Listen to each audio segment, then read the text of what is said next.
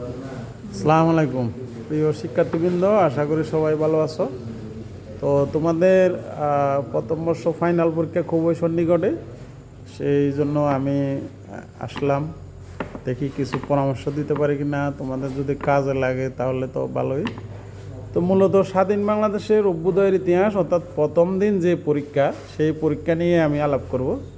আমরা জাতীয় বিশ্ববিদ্যালয়ের প্রশ্ন সম্পর্কে যতটুকু জানি যে জোর সালের পরীক্ষার্থীদের জোর প্রশ্নগুলো থেকে সাজেশন পড়ানো হয় বা প্রশ্নগুলো আসে, আর বিজোর সালের হলে বিজোর প্রশ্নগুলো দেখতে হয়। যেমন তোমরা হলো 2024 সালের পরীক্ষার্থী, তো 2024 সালের মানে তোমরা যেহেতু 23-24 সেশনের 24-এর পরীক্ষার্থী, তাই তোমাদের জন্য জোর প্রশ্নগুলোই দরকারি।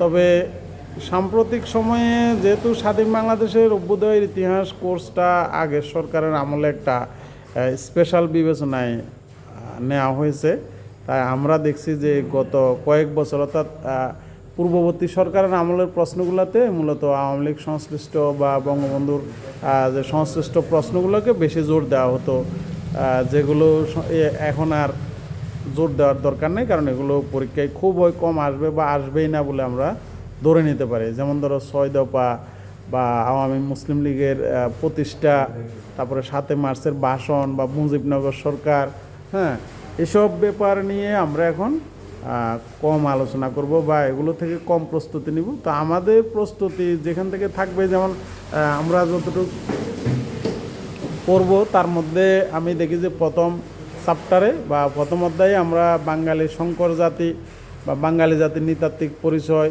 তারপরে বাংলাদেশের ভূপ্রকৃতির উপর মানে জনসংখ্যার জীবনযাত্রায় বাঙালি জনগোষ্ঠীর জীবনযাত্রায় ভূপ্রকৃতির প্রভাব, যদিও এটা গত বছর আসছে সম্ভবত। তো আমরা শঙ্কর জাতি বা নৃতাত্ত্বিক পরিচয় এই চ্যাপ্টারে সবচেয়ে বেশি গুরুত্ব দিব প্রথম অধ্যায়ে। তারপরে দ্বিতীয় অধ্যায়ে বঙ্গভঙ্গ আছে, তবে এটা আসবে না বা এটা থেকে খুব বড় প্রশ্ন আসার সুযোগ নেই। ছোটো প্রশ্ন হিসাবে হয়তো আসতে পারে যে বঙ্গভঙ্গ বলতে কী বুঝো বা বঙ্গভঙ্গ কী। এরপরে আমরা দেখব যে তোমার ব্রিটিশ আমলে শুধুমাত্র একটা টপিক ভালো করে দেখতে হবে, দ্বিজাতি তত্ত্ব, যেটা 1930-এর পরে অর্থাৎ শেষ দিকে এসে এই তত্ত্বটা খুবই জনপ্রিয় হয়, মোহাম্মদ আলী জিন্নাহর দ্বিজাতি তত্ত্ব। এটাও আমাদের একটু দেখা দরকার। তারপরে লাহোর প্রস্তাব, লাহোর প্রস্তাবের বৈশিষ্ট্যসমূহ, উদ্দেশ্য, লক্ষ্য এবং লাহোর প্রস্তাবের যে প্রতিক্রিয়া অর্থাৎ মুসলিম লীগের প্রতিক্রিয়া বা কংগ্রেসের প্রতিক্রিয়া, হিন্দুদের প্রতিক্রিয়া, এই ধরনের প্রতিক্রিয়াগুলো আমাদের জানা দরকার। শুধুমাত্র লাহোর প্রস্তাবের লক্ষ্য উদ্দেশ্য না পড়ে প্রতিক্রিয়াগুলো আমাদের একটু দেখতে হবে। বঙ্গভঙ্গে যেরকম প্রতিক্রিয়া আছে, লাহোর প্রস্তাবে এরকম আমরা দেখি বিভিন্ন রাজনৈতিক দলের ভিন্ন ভিন্ন প্রতিক্রিয়া ছিল এবং বিভিন্ন সম্প্রদায়ের মানে ধর্মীয় সম্প্রদায়েরও প্রতিক্রিয়া ছিল বিভিন্ন, এগুলো একটু দেখতে হবে। তারপরে আমরা 1947 সালের লর্ড মাউন্টব্যাটেনের যে ভারত বিভক্তি আইন, এটাও কিছুটা দেখব, পুরাপুরি না, এখান থেকে বড় প্রশ্ন আসবে না আশা করি। তবে এখানে সবচেয়ে বেশি আমরা গুরুত্ব দিব ভাষা আন্দোলনের এইটাকে। ভাষা আন্দোলন এখানে অনেক রকমের প্রশ্ন আসতে পারে। ভাষা আন্দোলন বাংলাদেশের স্বাধীনতার ইতিহাসে সবচেয়ে উল্লেখযোগ্য একটা মানে আন্দোলন বা উল্লেখযোগ্য একটা ইতিহাস, উল্লেখযোগ্য একটা বিষয়, যেখানে আমাদের অনেকভাবে প্রশ্নগুলো আসতে পারে। যেমন ভাষা আন্দোলনের গুরুত্ব, তাৎপর্য, তারপরে ভাষা আন্দোলনের পটভূমি, বাঙালি জাতীয় জীবনে ভাষা আন্দোলনের ভূমিকা, তারপরে বাঙালি জাতীয়তাবাদী বিকাশে ভাষা আন্দোলনের ভূমিকা, হ্যাঁ, এবং এর পরবর্তী যে আন্তর্জাতিক মাতৃভাষা দিবস, সেখানেও কিন্তু ভাষা আন্দোলনের একটা ইতিহাসের একটা গুরুত্ব আমরা দেখি। সুতরাং সব দিক মিলাই যে ভাষা আন্দোলনের যতগুলা কোশ্চান আছে, ছোটো কোশ্চানের মধ্যে সর্বদলীয় সংগ্রাম পরিষদ বা তমুদ্দিন মজলিস, হ্যাঁ, যে এই দুইটা, তারপরে আমরা ভাষা আন্দোলন যেটা বললাম যে গুরুত্ব, তাৎপর্য, পটভূমি, তারপরে বাঙালি জাতীয়তাবাদ বা বিকাশ, জাতীয়তাবাদের বিকাশে ভাষা আন্দোলনের ভূমিকা, তারপরে 1971 সালের যে স্বাধীনতা আন্দোলন বা মুক্তিযুদ্ধে ভাষা আন্দোলন আমাদেরকে কীভাবে অনুপ্রাণিত করেছিল, এই সবগুলো বিষয় বই থেকে দেখলে আমরা ক্লিয়ার, দেখলে যে কোনো ধরনের প্রশ্ন আসলে আশা করি উত্তর দিতে পারবে। এরপরে আসবে যুক্তপ্রণ ছোট প্রশ্ন হিসাবেও দরকারি, আবার বড় প্রশ্ন হিসাবেও দরকারি। যুক্তপ্রণ বলতে কি বুঝো, বা যুক্তপ্রণে কয়টি রাজনৈতিক দল ছিল। তারপরে আমরা দেখি যে যুক্তপ্রণ সে সময় পূর্ব বাংলার প্রাদেশিক নির্বাচনে ভূমিধস জয়লাভ করেছিল।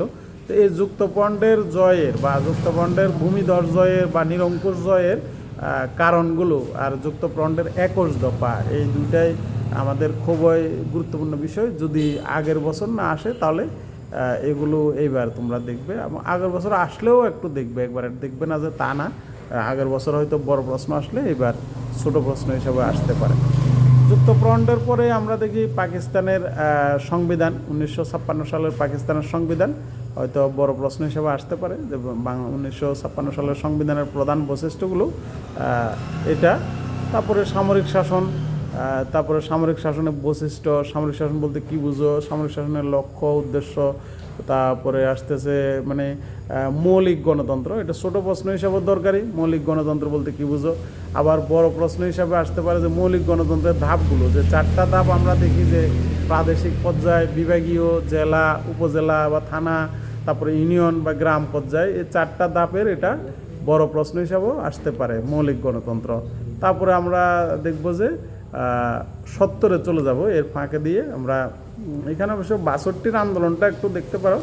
আর 1970 সালের সাধারণ নির্বাচন, যে 1970 সালের সাধারণ নির্বাচনের কারণ বা সাধারণ নির্বাচনে জয়লাভ, এবং 1970 সালের নির্বাচন কীভাবে বাংলাদেশের স্বাধীনতা যুদ্ধে প্রভাব বিস্তার করেছিল, বা 1970 সালের নির্বাচনে জয়লাভ বাংলাদেশের স্বাধীনতাকে ত্বরান্বিত করেছিল, এই ধরনের একটা প্রশ্ন আসতে পারে দরকারে। তারপরে আমরা 1971 সালে চলে গেলে সেখানে অপারেশন সার্চলাইট, তারপরে বাংলাদেশকে যে 11টা সেক্টরে বিভক্ত করলো, এই সেক্টরগুলোর সীমানাগুলো আমাদের একটু জানা দরকার। 11টি সেক্টরের সীমানা, বা আমাদের যে চট্টগ্রাম অঞ্চলে যে 1 নম্বর সেক্টর ছিল এটার কমান্ডার, তারপরে একটা ব্যতিক্রমী একটা সেক্টর ছিল 10 নং সেক্টর, যেখানে কোনো মানে নির্দিষ্ট কমান্ডার ছিলেন না, যিনি যখন দায়িত্ব পালন করতেন তিনিই ছিলেন সেখানকার কমান্ডার। এবং এই 10 নং সেক্টরটার আবার কোনো নির্দিষ্ট সীমাও ছিল না, পুরো বাংলাদেশের সমগ্র নৌপথটাই ছিল বা নৌ অঞ্চলটাই ছিল 10 নং সেক্টরের অধীন। তারপরে আমরা এখানে মুক্তিযুদ্ধ নিয়ে অনেকগুলো ছোট প্রশ্ন দেখা যায়, যে মুক্তিযুদ্ধের নারীর ভূমিকা, মুক্তিযুদ্ধে যে কোনো একটি সেক্টরের বর্ণনা দান, তারপরে যে 3টা force, S force, K force, Z force, এগুলোর অধিনায়ক, বিশেষ করে জেড ফোর্সের অধিনায়ক জিয়াউর রহমান, তার ভূমিকা। তারপরে এখানে আবার কনসার্ট ফর বাংলাদেশ নামে একটা কনসার্ট ছিল আমেরিকাতে, নিউ ইয়র্কের মেডিসন গার্ডেনে, সেটাও আমাদের জানা দরকার। মুজিবনগর সরকার নিয়েও আমাদের কিছুটা তথ্য জানতে হবে। মুজিবনগর সরকারের যে মন্ত্রীগুলো ছিলেন বা যারা যারা ছিলেন, এটা বুদ্ধিজীবী দিবস এবং বুদ্ধিজীবী হত্যাকাণ্ড, এটাকে নিয়ে জানতে হবে। মুক্তিযুদ্ধের নারীর ভূমিকা, মুক্তিযুদ্ধের ছাত্র জনতার ভূমিকা, তারপরে মুক্তিযুদ্ধে ভারতের ভূমিকা, মুক্তিযুদ্ধের পরাশক্তিসমূহ, বিশেষ করে সোভিয়েত ইউনিয়ন, যুক্তরাষ্ট্র, চীন, এই 3টা রাষ্ট্রের ভূমিকা আমাদেরকে আলাদা করে পড়তে হবে। মুক্তিযুদ্ধ নিয়ে আসলে অনেকগুলা কোশ্চেন আসতে পারে। আবার একটা প্রশ্ন আসতে পারে গণমাধ্যমের ভূমিকা। হ্যাঁ, এই গণমাধ্যমের মধ্যে আবার শুধুমাত্র একটা মাধ্যম না, সংবাদপত্র, রেডিও, এই দুটাই বেশি। সে সময় যদিও টেলিভিশন আমাদের দেশে ছিল না, তবে অন্য রাষ্ট্রগুলোতে ছিল, সেখানেও ভূমিকা থাকলে বা বাংলাদেশ নিয়ে যদি কোনো ফিচার থাকে সেটা উল্লেখ করা উচিত। তবে ইলেকট্রনিক মিডিয়া এবং প্রিন্ট মিডিয়া দুটা সম্পর্কে আমাদের ভালোই ধারণা রাখতে হবে, এটাই দরকারি। তো আমরা মুক্তিযুদ্ধের পরে আর খুব বেশি দেখব না, সংবিধানের বৈশিষ্ট্যগুলো সম্ভবত গত বছর আসছিল, আর যদি না এসে থাকে তাহলে 1972 সালের সংবিধানটা আমাদের একটু দেখা উচিত। 1972 সালের সংবিধানের বৈশিষ্ট্যসমূহ বা মূলনীতিসমূহ, তো এগুলাই মূলত 1971 সালের স্বাধীনতা যুদ্ধের পরবর্তী 72-এর সংবিধান পর্যন্ত আমাদের দেখলে হবে। আমরা এমনিতে এই প্রশ্নগুলো কমন পেয়ে যাব, যেহেতু 8টা প্রশ্ন থাকবে 5টার জন্য, তো সেখানে 3টা না হলেও 5টা তো মোটামুটি কমন পড়বেই। তোমাদের যেটা করতে হবে সেটা হলো অনেক করে লিখতে হবে। যে বিভাগের স্টুডেন্ট হও, এই কোর্সে কিন্তু প্রচুর লেখা, যেহেতু এটা একটা ইতিহাস বিষয়, এখানে প্রচুর লিখতে হয়। তথ্য যত বেশি ইনক্লুড করা যায় তত নাম্বার বেশি পাওয়ার সম্ভাবনা থাকে। আর যেটা বলবো সেটা হলো ক বিভাগের কোনো উত্তর যাতে বানানটা ভুল না হয়। যেমন ধরো প্রথম কোন গ্রন্থে বাংলা নামের উল্লেখ পাওয়া যায়, ওতেরেও আরণ্যক। তো এই ওতেরেও আরণ্যক গ্রন্থটার নামের বানানে যদি আমরা মধ্যাহ্ন জায়গা দন্তান্ন দিয়ে মধ্যাহ্ন জায়গা দন্তান্ন আরণ্যকে বা ওতেরেও ওই জায়গা ও লেখি বা ও লেখি, তাহলে তো হবে না। এইভাবে এই ক বিভাগে যদি 10টা প্রশ্নের উত্তরে শুদ্ধভাবে বানান ঠিক করে দেখা যায়, তাহলে তো এখানে 10-এ 10 নম্বর পাওয়ার সুযোগ রয়েছে। আর বাকিগুলোতে আমি যেটা বলবো সেটা হলো, যেহেতু এখানে লেখা বেশি, তাই খ বিভাগকে আগে না লিখে অবশ্যই গ বিভাগকে আগে লেখা উচিত। মানে গ বিভাগের 5টা প্রশ্ন খুব ভালো করে শুরুতে হোক অথবা ক বিভাগের পরে হোক, ক বিভাগের পরে হোক অথবা শুরুতেই হোক, আমাদের গ বিভাগটা ভালো করে অ্যান্সার করলে আমি 80-র মধ্যে 50টা অ্যান্সার হয়ে গেল। সেটাতে আমার 4 ঘন্টার মধ্যে আমি 3 ঘন্টা লাগাই, সমস্যা কি? 3 ঘন্টাতে আমি যদি 5টা প্রশ্ন ভালো করে লিখে 50 অ্যান্সার করতে পারি, তো আমার হাতে আর থাকতেছে 30। সেটার মধ্যে আমি ক বিভাগটা লিখতে তো বড় জোর 5 মিনিট লাগবে বা 10 মিনিট, তাহলে আমার আরও 50 মিনিটে আমি 5টা প্রশ্ন উত্তরকেই 10 মিনিট করে করে লিখতে পারবো খ বিভাগে। তো আমার খ বিভাগকে বাদ দিয়ে গ বিভাগকে বেশি গুরুত্ব দিতে হবে যদি আমি মার্ক বেশি পেতে চাই।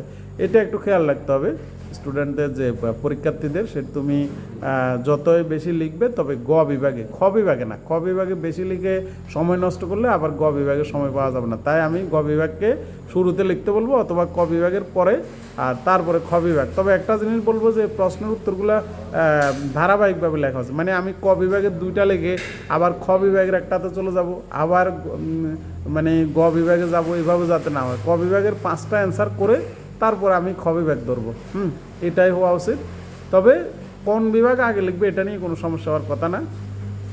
আমার মানে পরামর্শ হলো আগে গ বিভাগ, তার উপরে খ বিভাগ। ক বিভাগ তুমি প্রথমে লিখতে পারো, লাস্টে লিখতে পারো, ক নিয়ে আমার কোনো কথা নাই। জাস্ট গ বিভাগ এই জন্যই বলতেছি, কারণ কিছু শিক্ষার্থী খ বিভাগ লিখতে দিয়ে গ বিভাগের 5টা প্রশ্ন মানে 50 মার্কের ফুল অ্যান্সার লিখতে পারে না। যেহেতু অনেক সময় আমরা দেখি যে গ বিভাগের কিছু প্রশ্ন খ বিভাগে চলে আসে, তখন আমাকে যদি ওটা 5 নাম্বার 4 নাম্বারের অ্যান্সার যদি আমি 10 নাম্বারের মতো লিখে, তাহলে তো আমি 10 নাম্বারের প্রশ্ন উত্তর লেখার মতো পর্যাপ্ত সময় পাবো না। তো এটাই হলো কথা।